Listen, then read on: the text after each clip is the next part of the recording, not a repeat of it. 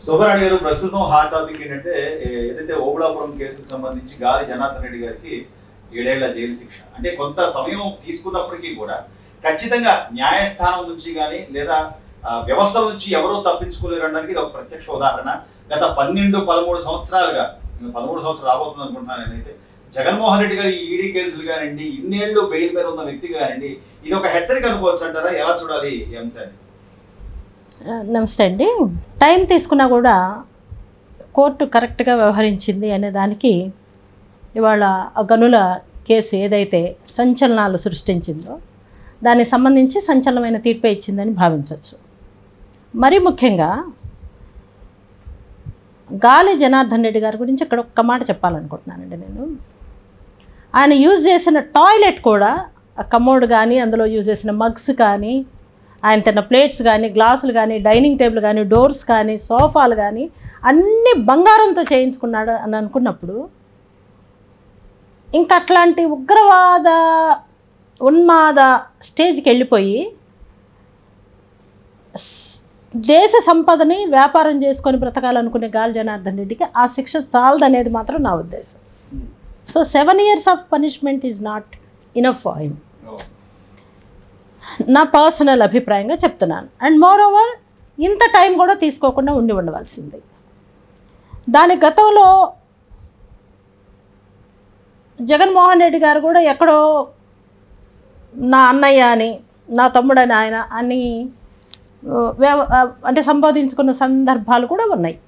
నేనేమంటున్నాను, మంచి అనుబంధం ఉందని అందరికీ తెలిసిన బహిరంగ రహస్యం అది. ఆ స్థాయిలో దొంగతనాలు చేసి ఇంకా నేను లైఫ్ లాంగ్ ఉండాలి అని ఆశించడం అనేది చాలా తప్పు. ఆశిస్తే అది కరెక్ట్ కాదని చెప్పింది తీర్పు. కాబట్టి ఈ తీర్పుల దగ్గర నేను ఎప్పుడు ఒక మాట చెప్తానండి, న్యాయం ఆలస్యం అయితే న్యాయాన్ని తిరస్కరించినట్లే అని. జస్టిస్ డిలేడ్, జస్టిస్ డినైడ్ అని.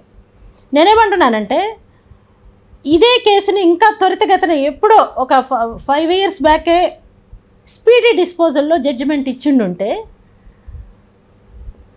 అసలు పౌరుల్లో న్యాయస్థానాల పట్ల నమ్మకము, తప్పు చేస్తే శిక్ష పడుతుందని ఒక భరోసా ఇచ్చే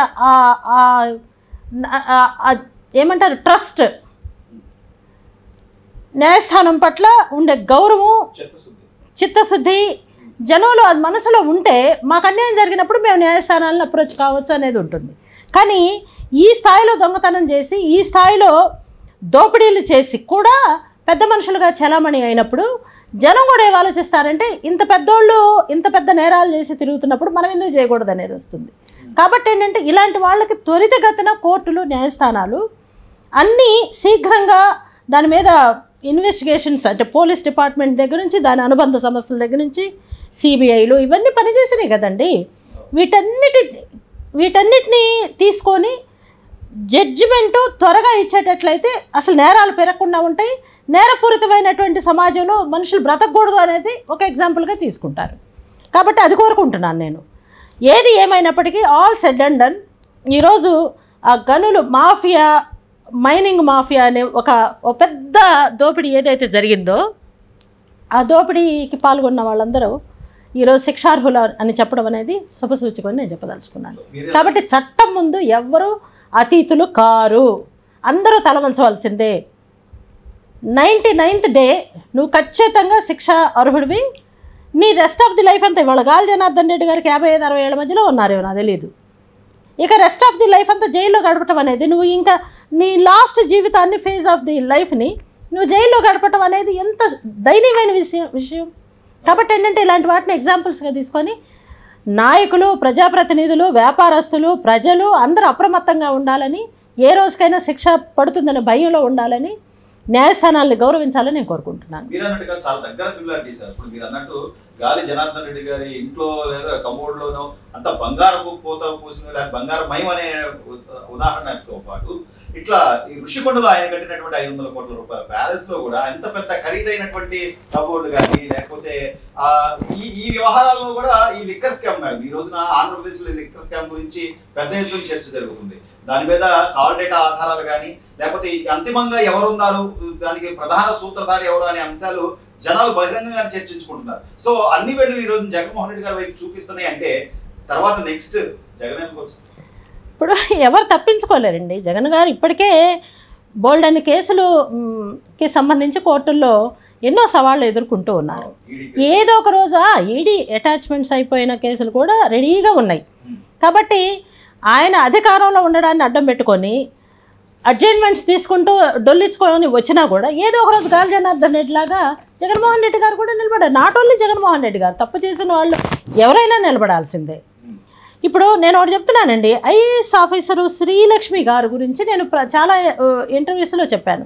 ఆ రోజున అధికారంలో ఉన్న ముఖ్యమంత్రులు, మంత్రులు వాళ్ళ ఒత్తిడి మేరకు ఒక IAS officer, top ranker in India, signatures పెట్టి ప్రోత్సహించినందుకు గాను ఆమె కూడా జైలు చేసి వచ్చింది.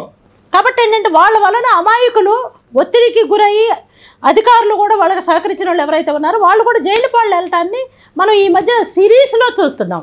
కాబట్టి ఏంటంటే ఇప్పుడు నేను ప్రత్యేకంగా చెప్పేది ఏంటంటే ప్రజాప్రతినిధులు అనేవాళ్ళు 5 ఏళ్ళే ఉంటారు.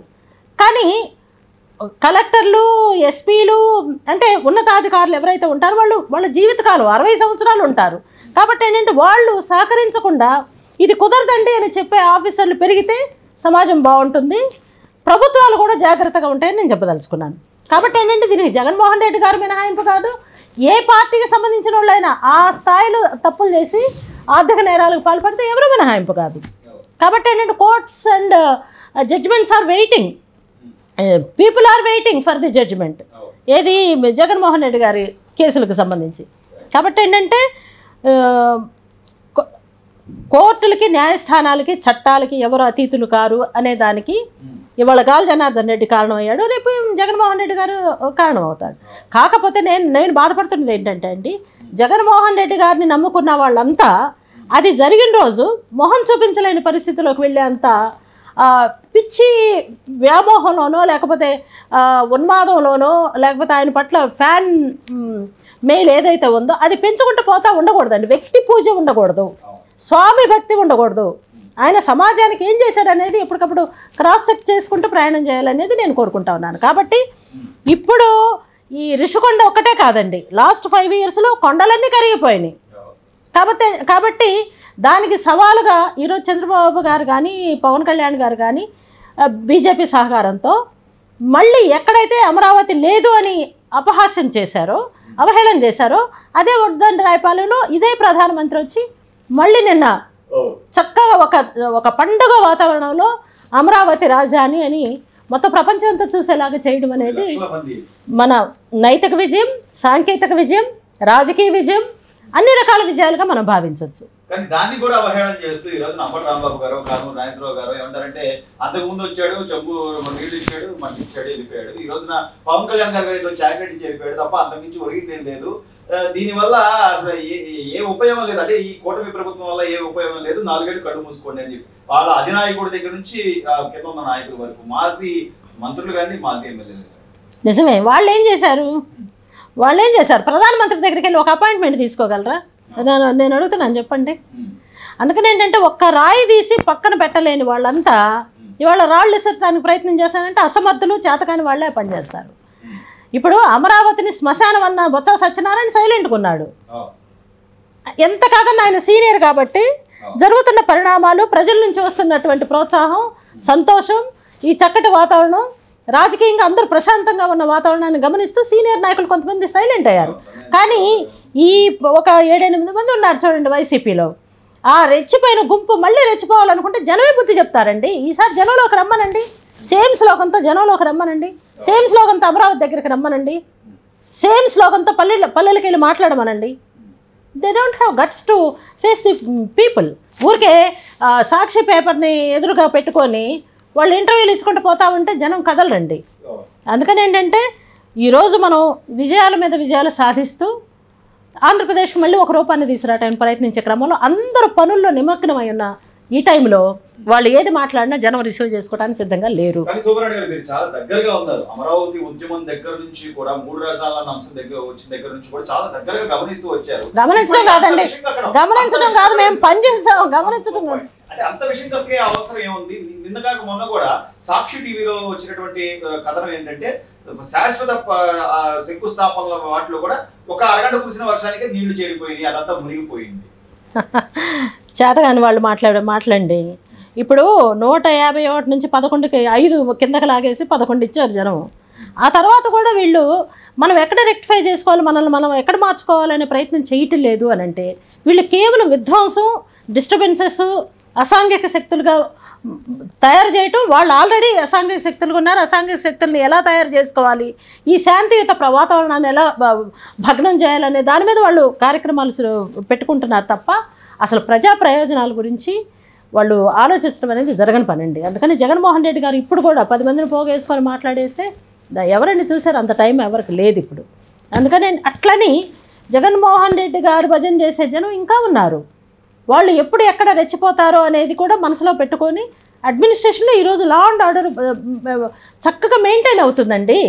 ఎన్ని ఒడిదుడుకులు సృష్టించడానికి ప్రయత్నం చేసినా కూడా ఇమీడియట్గా లా అండ్ ఆర్డర్లో పెడుతుంది సమాజాన్ని. పౌరులకి సంబంధించిన అవసరాలు ఏవైతే ఉన్నాయో శీఘ్రగతిన అందించడానికి ప్రభుత్వ యంత్రాంగం మొత్తం పనిచేస్తున్నది. నేనే కాదండి, సామాన్య ప్రజలు కూడా చెప్తా ఉన్నారు.